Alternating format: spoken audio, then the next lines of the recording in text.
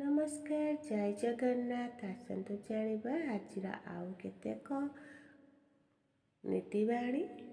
शोइबा बेले हठात झटका लगिबा या आपणक शरीर शक्ति असंतुलितर संकेत अटे।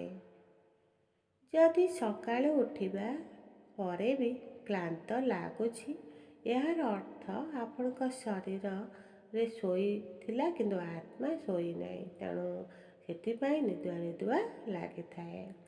ଆଖି ଖୋଲିବା ମାତ୍ରେ ଭୟ ଅନୁଭବ ଯଦି ହେଉଥାଏ, ଏହାର ସାବଧାନ ହୋଇଯାଆନ୍ତୁ, କାହିଁକି ନା ଆପଣଙ୍କୁ ଏକ ବଡ଼ ଚେତାବନୀ ମିଳୁଛି ଯେ ଆପଣଙ୍କ ସହ ଏମିତି କେବେ ହୋଇଛି ଯଦି ତାହେଲେ କମେଣ୍ଟରେ ଦିଅନ୍ତୁ।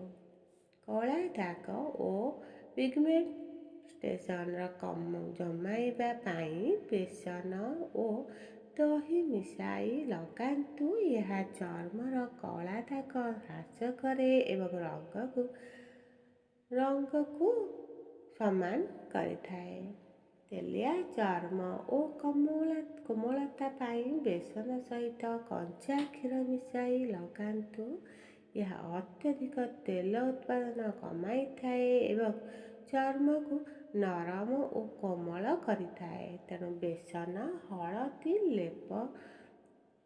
ଏହାକୁ ଲଗେଇବା ଦ୍ୱାରା ଏହା ଲଗେଇଲେ ଆମ ଶରୀରରେ ଗ୍ଲୋ ଆସିଥାଏ।